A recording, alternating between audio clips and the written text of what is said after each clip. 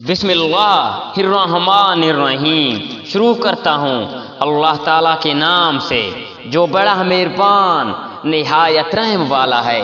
اے کپڑا اوڑھنے والے، کھڑا ہو جا اور آگاہ کر دے اور اپنے رب ہی کی بڑائیاں بیان کر۔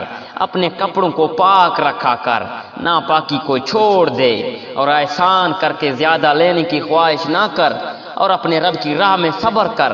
پس جب کہ سور میں پھونک ماری جائے گی تو وہ دن بڑا سخت دن ہوگا، کافروں پر آسان نہ ہوگا۔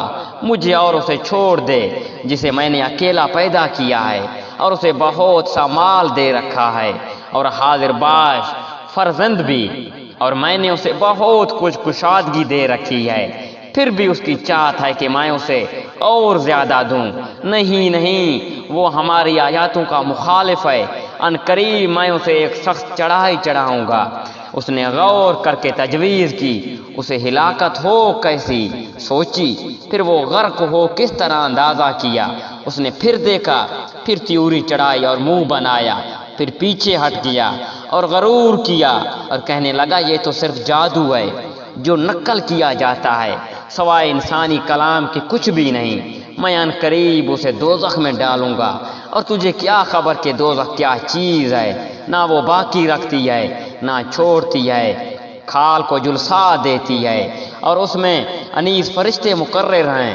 ہم نے دوزخ کے داروغے صرف فرشتے رکھے اور ہم نے ان کی تعداد صرف کافروں کی آزمائش کے لیے مقرر کی ہے، تاکہ اہل کتاب یقین کر لیں اور اہل ایمان کے ایمان میں اضافہ ہو جائے، اور اہل کتاب اور اہل ایمان شک نہ کریں، اور جن کے دلوں میں بیماری ہے وہ اور کافر کہیں۔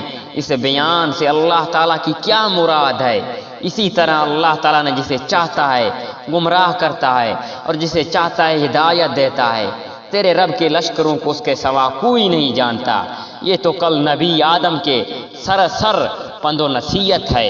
سچ کہتا ہے، قسم ہے چاند کی اور رات کی جب وہ پیچھے ہٹے اور صبح کی جب کہ روشن ہو جائے، اور بڑی چیزوں میں سے ایک ہے بنی آدم کو ڈرانے والی، اسے جو تم میں سے آگے بڑھنا چاہے یا پیچھے ہٹنا چاہے، ہر شخص اپنے اعمال کے بدلے میں گروہی ہے، مگر دائیں ہاتھ والے کہ وہ بھشتی میں گناہگاروں سے سوال کرتے ہوں گے، تمہیں دوزخ میں کس چیز نے ڈالا؟ وہ جواب دیں گے کہ ہم نمازی نہ تھے، نہ مسکینوں کو کھانا کھلاتے تھے، اور ہم بحث کرنے والے کا ساتھ دے کر بحث مباحثہ میں مشغول رہا کرتے تھے، اور روز جزا کو جھٹلاتے تھے، یہاں تک کہ ہمیں موت آ گئی۔ پس انہیں سفارش کرنے والوں کی سفارش نفع نہ دے گی۔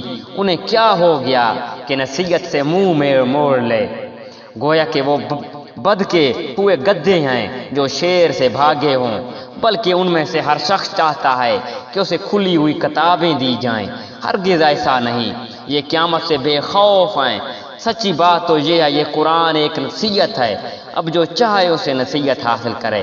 وہ اس وقت نصیحت حاصل کریں گے جو اللہ تعالیٰ چاہے، وہ اسی لائق ہے، اور اسی سے ڈریں، اور اس لائق بھی کہ وہ بخشے۔